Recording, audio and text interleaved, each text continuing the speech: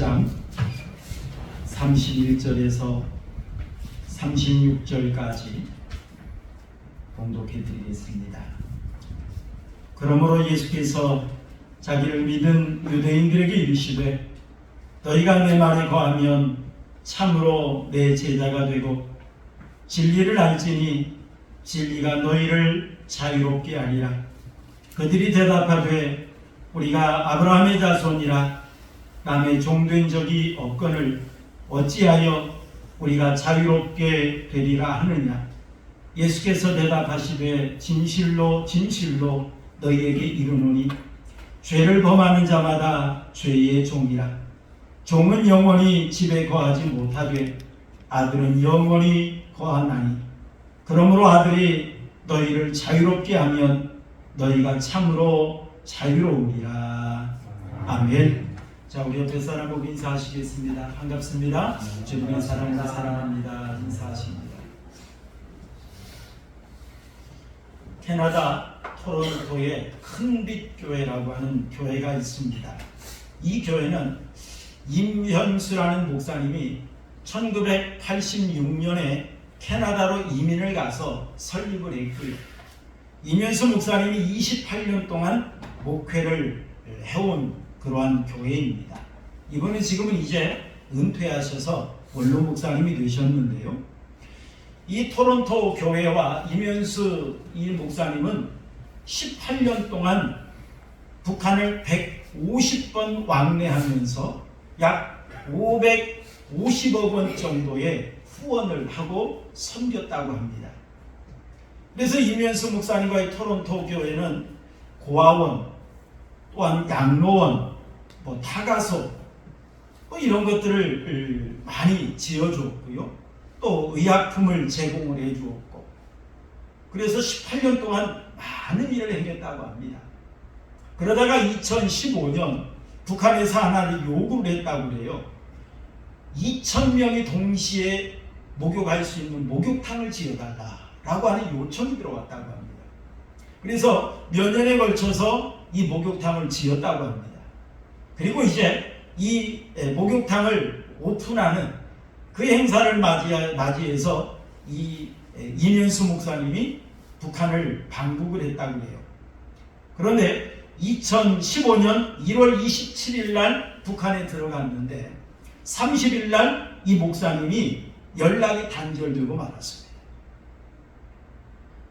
그리고 약 11개월이 지나서 2015년 12월 17일 북한에서는 반국가 활동을 했다는 그 이유로 임현수 목사님에게 종신 노동령을 선고하고 말았습니다. 종신 노동령을 받은 그 이유가 뭐냐면 목사님께서 미국에 가서 강의를 하실 때 약 40개 단체가 모여서 북한 선교에 대한 강의를 좀 해주십시오 라고 하는 부탁을 했답니다. 그래서 이 강의를 하던 중에 임현수 목사님이 신신당부를 했대요. 절대로 이 강의를 영상을 찍지 마십시오. 이렇게 당부를 하고 강의를 하던 가운데 이 북한에 보면 김일성 동상이 그 당시에 28,000개가 있었답니다. 그 당시에 2015년 당시에. 근데 지금은 아마 42,000개 정도 된다고 합니다. 이렇게 많은 이 김일성 동상이 무너지지 않는 한 북한의 저주는 풀려지지 않을 것입니다. 그리고 김정은이 지금 너무나도 공포정치를 하고 있습니다. 장성택이라고 하는 자기 공무부도 죽이고 이렇게 공포정치를 했을 때 이 공포정치를 하면 안 됩니다 라고 하는 이 강의를 했답니다. 그런데 그 중에 한 장로님이 이 영상을 다 찍어가지고 전 세계 사람들이 쉽게 볼 수 있는 사이트에 올려버렸다는 거예요. 자, 이걸 누가 보았느냐면 북한에 보면 적군와의 공작국이 있다고 합니다.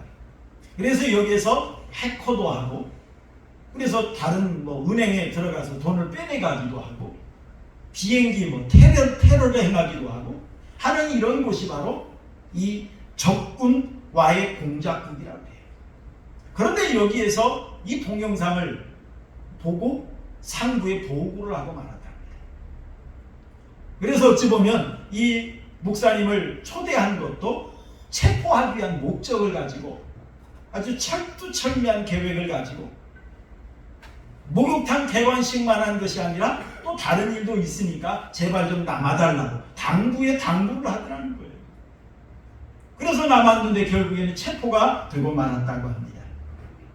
이면수 목사님이 북한 교화소에 있으면서 그동안 내가 누렸던 자유가 얼마나 큰가라고 하는 것을 그때서야 다시 한번 새삼 깨닫고 느낄 수가 있었다는 거예요. 24시간 중에 이면수 목사님에게 허락된 개인 시간은 단 1분도 없었다. 이면수 목사님 한 분을 감시하기 위해서 보안요원 40명이 24시간 감시를 했다. 한 명을 감시하기 위해서 40명이 보안요원이 투입된 거죠. 잠을 자는 시간에도 감시 카메라를 통해서 감시하고 있었답니다. 그리고 어떨 때는 이 보안요원들이 이면수 목사님에게 그곳에서 꼼짝도 하지 말라라고 명령할 때가 있다. 그러면 그때는 한 발자국도 내 마음대로 움직일 수가 없대요. 화장실에 가려면 손 들고 허락을 받아야만 화장실을 갈 수 있었다. 참 이런 생활을 계속해왔고 또 언 땅을 파는, 여러분 뭐든지 해본 사람이 아는 거예요. 먹는 것도 먹어본 사람이 먹는 거예요. 목사님이 무슨 노동을 했겠어요? 무슨 삽질을 했겠어요? 언 땅을 파는데 얼마나 힘이 들었겠습니까? 그런 고된 노동을 하면서 자유가 하나도 없을 때 이 목사님이 그동안 내가 그동안 누렸던 이 자유가 얼마나 행복한 것인가, 그것을 다시 한번 깨달을 수가 있었다라고 하는 거예요. 그러면서 지금 나에게 주어진 이 자유는 축복이구나, 그러면서 하나님 앞에 감사했다는 그런 간증이 있습니다. 여러분 오늘 본문의 말씀을 보면 예수님께서 초막절에 예루살렘 성전에 올라가셔서 내가 생수의 강이다, 예수님이 말씀하셨어요. 그리고 우리가 지난주에 살펴보았죠. 나는 세상의 빛이다, 이렇게 선포하셨습니다. 그뿐만이 아닙니다. 우리가 25절에서 21절에서 30절 말씀까지 보면 예수님은 세상에 속한 분이 아니라 하늘에 속한 분이다 라고 하는 걸 말씀하셨고요. 예수님은 곧 하나님의 아들이시요 메시아다 라고 하는 것을 그들에게 선포하셨습니다. 그런데 대부분의 많은 유대인들이 이러한 예수님의 말씀을 믿지 않았습니다. 받아들이지 않았습니다. 그런데 대중에 30절 말씀을 보니까 이 말씀을 하심에 많은 사람이 믿더라 라고 이야기합니다. 많은 사람이 믿게 되었을 때 사실 이게 어찌 보면 온전히 믿게 된 것이 아니라 일시적으로 수용하는 것인 것 같아요. 그때 예수님께서 그 기회를 이용해서 또다시 예수님이 어떤 분인가 라고 하는 걸 소개하고 있습니다. 우리 한번 읽어볼까요? 오늘 본문 32절 말씀 함께 보겠습니다. 32절 함께 봅니다. 시작. 진리를 알지니 진리가 너희를 자유롭게 하리라 라고 말씀하셨어요. 예수님께서 진리를 알지니 진리가 너희를 자유롭게 하리라 라고 하시면서 예수님이 누구라고 소개했느냐면 예수님 자신이 곧 진리다 라고 하는 걸 선포하셨어요. 여러분 이 진리라고 하는 것은 헬라어로 알레데이아 라고 하는 단어를 썼습니다. 자, 이 말은 어떤 말이냐면 거짓이 없고 바르고 참된 것, 이것은 진리가 아니라 진실이라는 말이에요. 진실. 그래서 이 진리라는 말은 진리라는 진실을 말하는 것이 아니에요. 여기서 말하는 이 알레데이아라는 이 말은 진짜, 그리고 하나님의 실체, 이것을 가리키는 단어가 바로 이 진리라는 알레데이아라고 하는 이런 말입니다. 우리 성경을 한번 읽어볼까요? 요한복음 1장 17절 함께 보겠습니다. 화면에 나오니까 함께 봅니다. 요한복음 1장 17절 시작. 율법은 모세로 말미암아 주어진 것이요 은혜와 진리는 누구로 말미암아? 예수 그리스도로 말미암아 온 것이라 라고 말씀했어요. 은혜와 진리는 예수 그리스도로 말미암아 왔다 그랬습니다. 우리가 잘 아는 말씀이죠. 요한복음 14장 6절 함께 봅니다. 시작. 내가 곧 길이요 진리요 생명이니 나로 말미암지 않고는 아버지께 올 자가 없느니라 라고 말합니다. 예수님께서 자신을 소개하실 때 내가 곧 길이요 진리라고 말씀하십니다. 진리라고. 여러분 시편 31편 5절 말씀 함께 봅니다.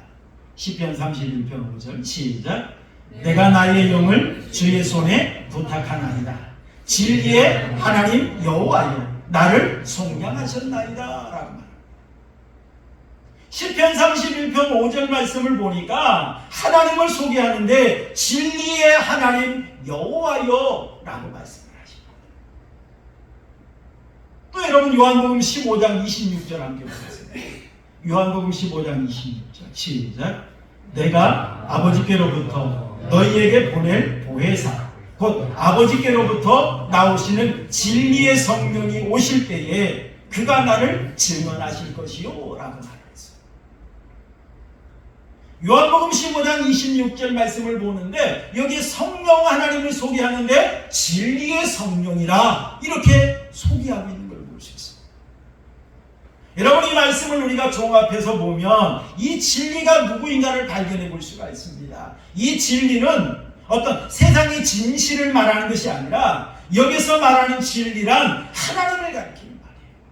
성부, 성자, 성령 하나님 하나님이 곧 진리다 라고 하는 것을 말씀해 주고 있습니다. 그런데 여러분 진리를 알지니 진리가 너희를 뭐하게 한다고요?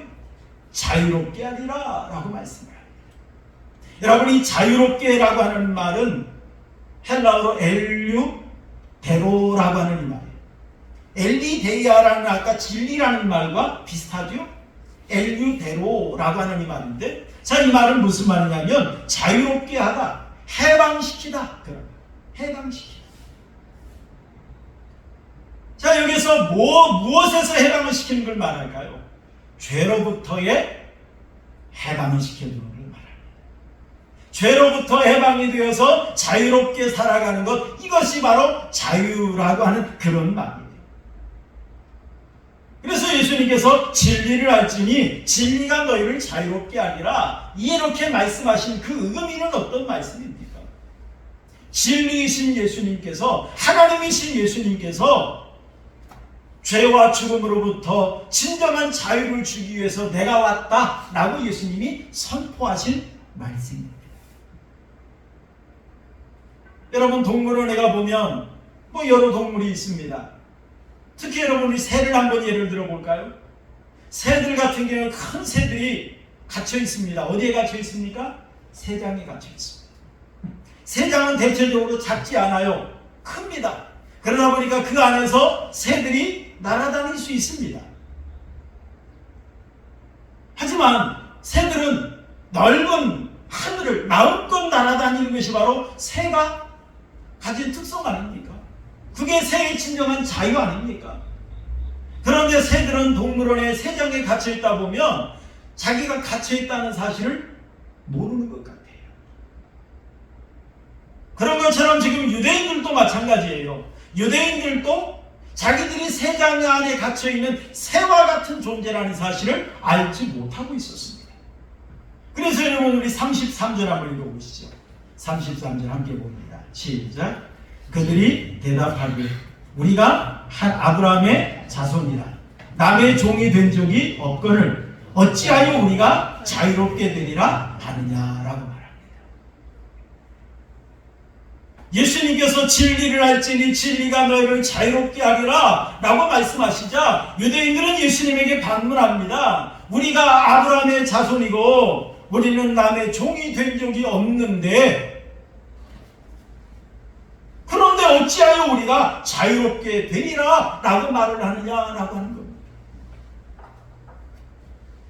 지금 유대인들은 자신이 어떤 존재라는 사실을 모르고 있는 거예요. 그래서 예수님께서 34절 이렇게 말씀하시죠. 함께 봅니다. 34절 시작. 예수께서 대답하시되 진실로 진실로 너희에게 이르노니 죄를 범하는 자마다 무엇이라고요? 죄의 종이라 라고 말씀을 하십니다. 지금 유대인들은 자신이 갇혀있는 존재라는 사실을 모르고 있어요. 종이라는 사실을 모르고 있어요. 우리는 갇힌 적이 없다는 거예요. 우리는 아브라함의 자손이라는 거예요. 그러한 유대인들에게 예수님께서 말씀하십니다. 죄를 범하는 자마다 죄의 종이니라 라고 하시면서 말씀해 주십니다. 사실 여러분, 인간은 죄의 노예가 되어서 살아가고 있습니다. 사실 우리 많은 사람들이 부자 되길 원합니다. 부자 되길 원하는 이유가 있습니다. 부자가 되면 자유로울 줄 알아요. 부자가 되면 모든 걸 내 마음대로 할 수 있는 것으로 생각합니다. 그래서 말합니다. 돈이면 다 돼. 돈만 있으면 다 사면 되잖아. 내가 못하는 거 사람 사서 시키면 되잖아. 돈이 있는데 뭐가 걱정이야. 그러면서 돈만 있으면 다 된다고 생각을 합니다. 그래서 돈을 벌려고 합니다. 그런데 돈을 버는데 어떻게 벌려고 합니까? 돈을 버는데 수단과 방법을 가르치지 않습니다.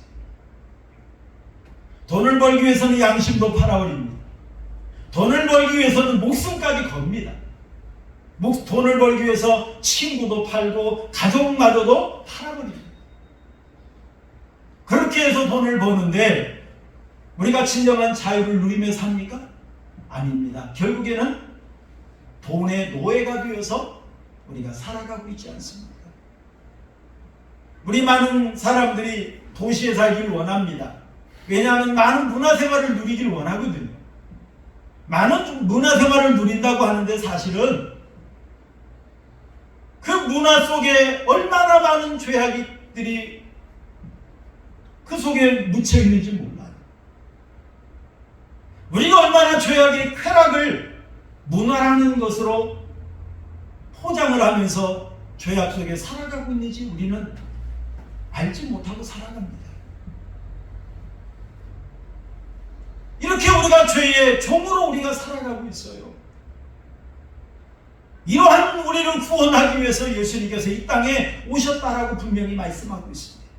그렇다면 여러분, 어떻게 해야 우리가 진리를 알고 자유를 얻을 수 있을까요? 진정한 우리가 자유를 얻을 수 있는 방법이 있습니다. 우리 31절 함께 보겠습니다. 31절 시작. 그러므로 예수께서 자기를 믿은 유대인들에게 이르시되 너희가 내 말에 거하면 참으로 내 제자가 되고라고 말했어요. 거하면, 자, 이 거하면이라고 하는 말은 머무르다, 살다 그런 말이에요. 예수님의 말씀 안에 살아가는 것, 이게 바로 거하는 것입니다. 예수님의 말씀 안에 살아가는 거예요. 사실 여러분, 인간에게 완전한 자유라는 것이 있을 수 있을까요? 정말 인간에게 절대 자유가 있을 수 있을까요? 사실 우리 인간에게는요, 완전한 자유, 절대 자유는 있을 수 없습니다. 우리에게는 제한된 자유만 주어졌을 뿐입니다.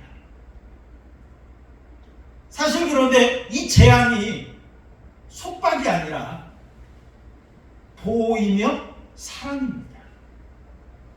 여러분, 예를 한번 들어볼까요? 어린아이, 엄마 품에 안겨있는 어린아이, 엄마의 팔이 제한입니까? 억압하는 겁니까? 아니잖아요. 엄마의 팔은 이 아이의 보호예요. 사랑이에요. 그렇잖아요. 이 아이에게는 엄마 품에 있을 때가 가장 안전하고 가장 행복하고 가장 자유로운 거예요. 여러분, 짐승을 기를 때 울타리에 가두죠.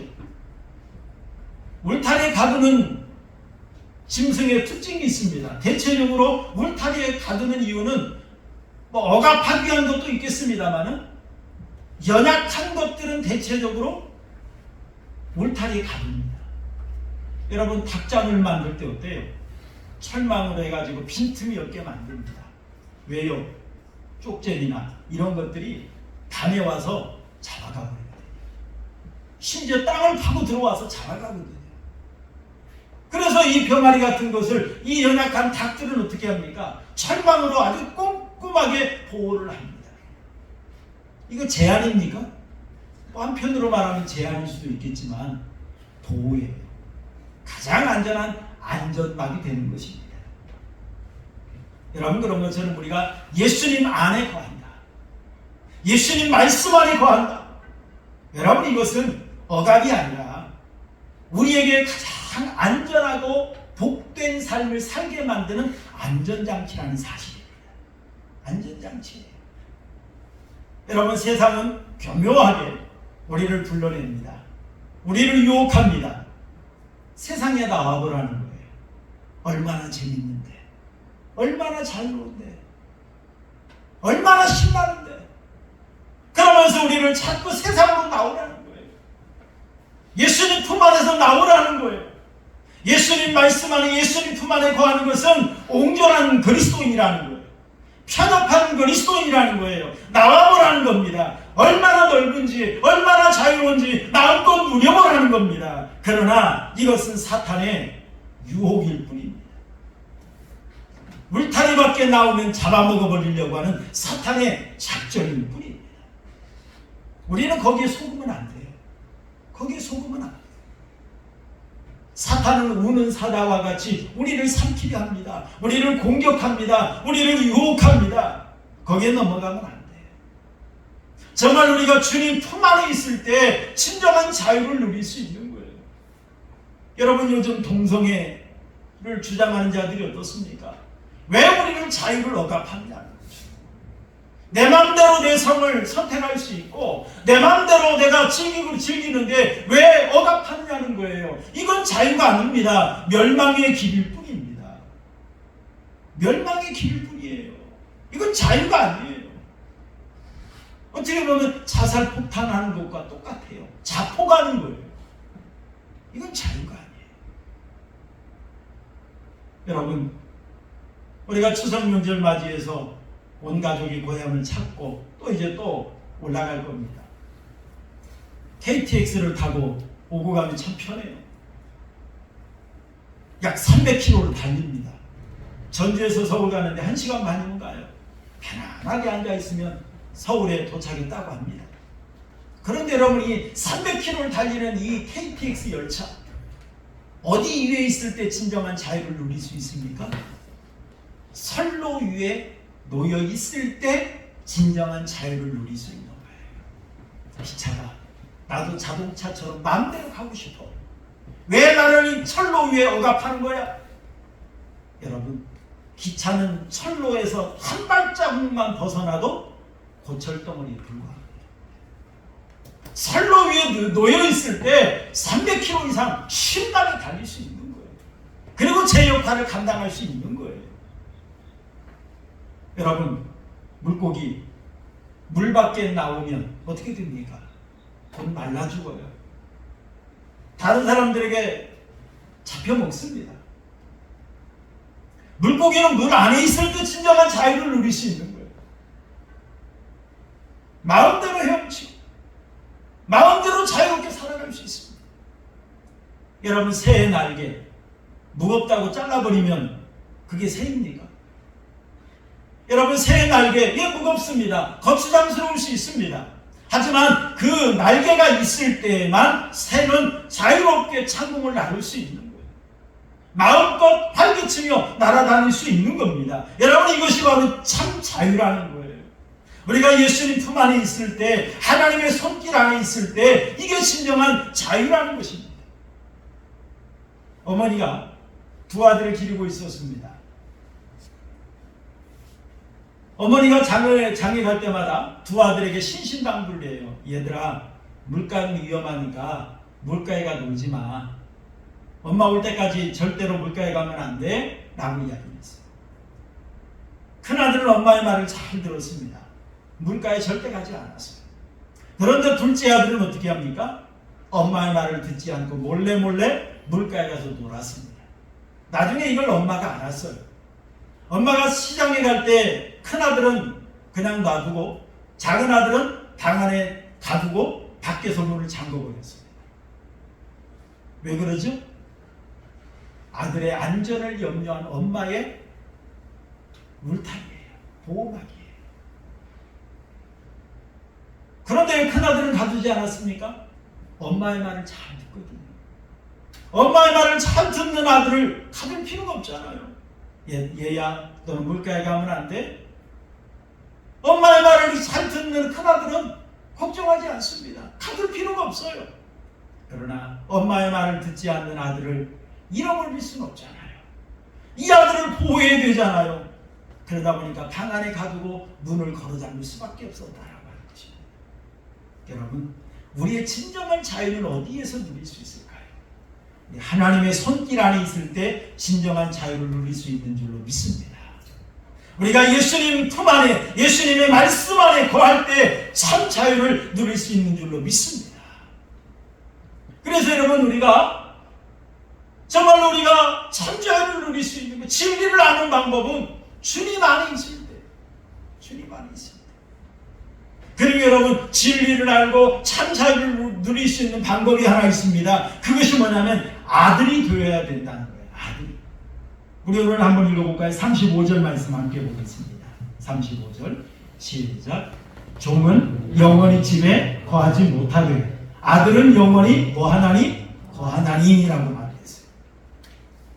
여러분, 종은 아무리 많은 것을 가지고 있다 할지라도 그 신분은 종이에요. 하지만 아들은 아무리 가진 것이 없고 가난하다 할지라도 그 신분은 아들입니다.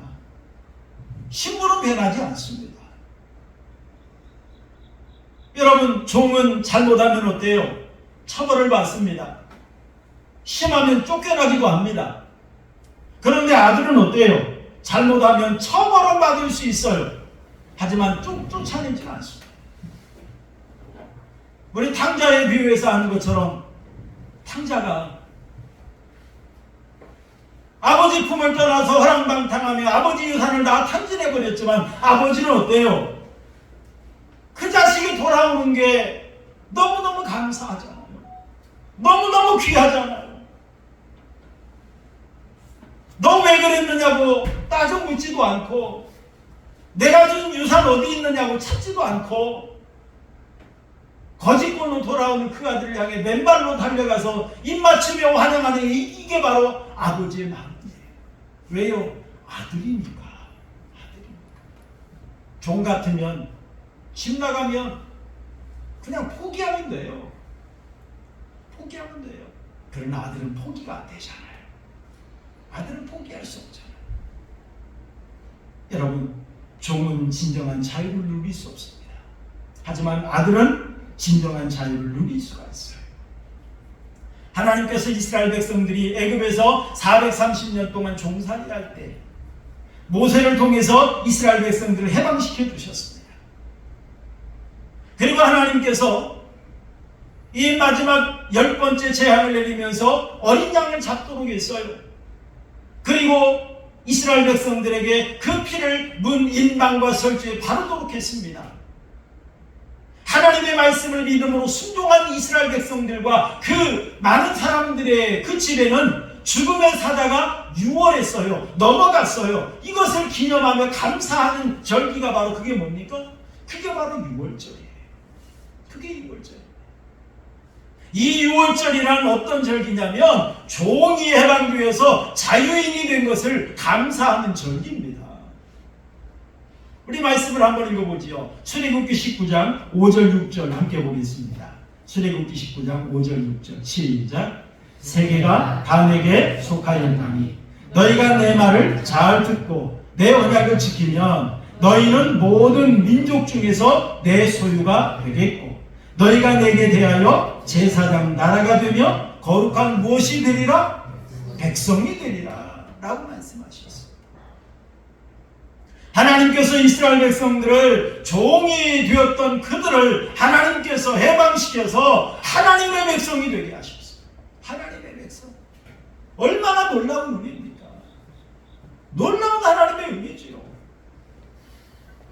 그런데 이것으로 만족하지 않으셨습니다. 하나님께서 십자가 사건을 통하여서 백성되었던 자를 이제는 뭐가 되겠습니까?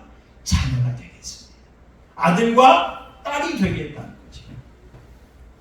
우리 잘 아는 말씀 함께 읽겠습니다. 요한복음 1장 12절 13절 함께 봅니다. 시작.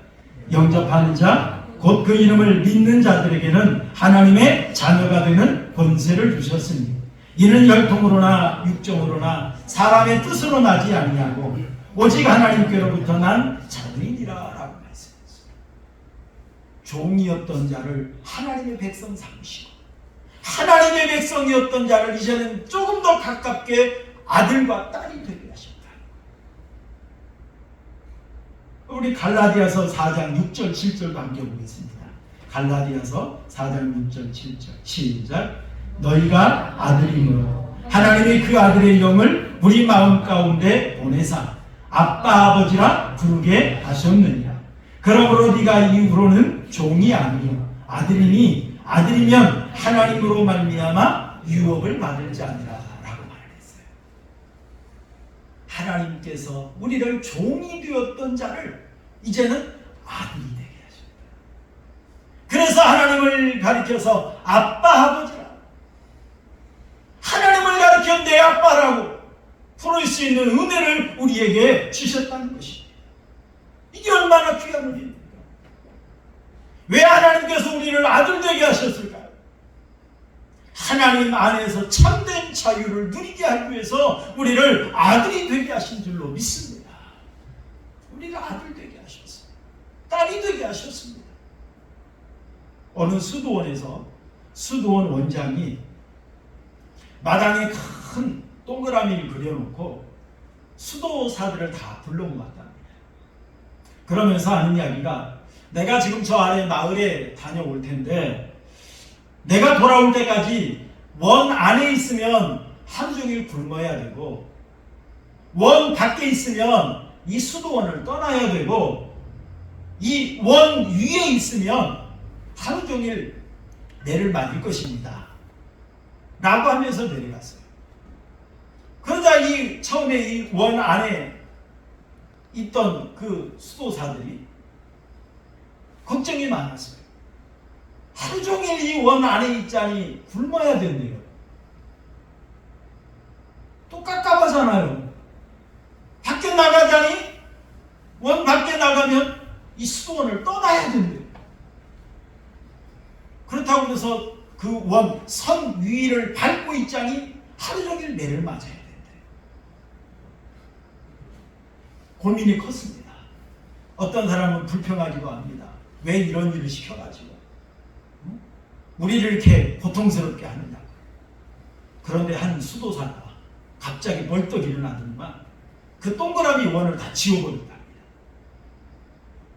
동그라미 원을 다 지워버리니까 원이 없으니까, 동그라미가 없으니까 원 안에 있는 것도 아니고 원 밖에 있는 것도 아닌 거죠.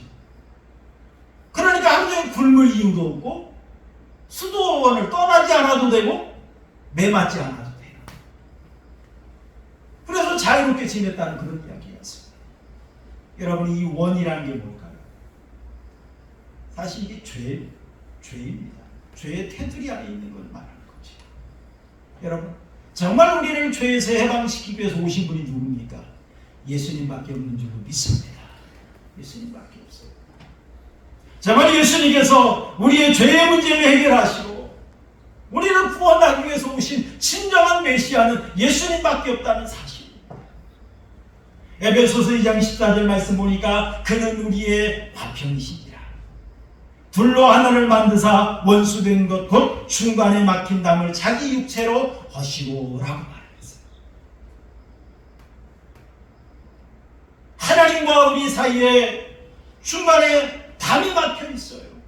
하나님 앞에 나아갈 수가 없어요. 없어요. 이것은 죄의 담입니다. 이 죄의 담을 예수님의 육체로 헐어버리십니다.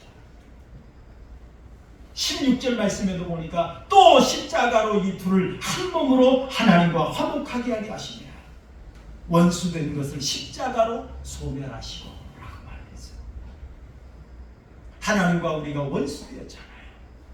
죄악으로 말미암아. 그러나 십자가를 통하여서 이 원수된 관계를 화목하게 하십니다.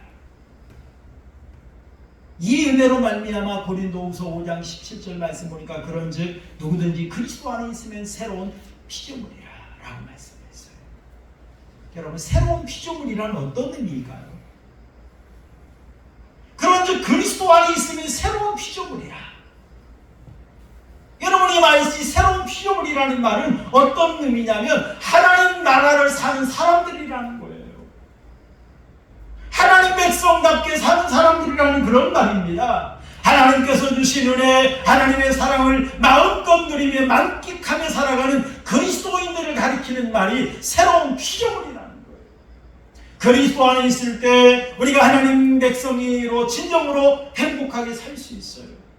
그리스도 안에 있을 때 하나님이 주신 은혜와 사랑을 우리는 만끽하며 살 수 있다, 이런 말입니다.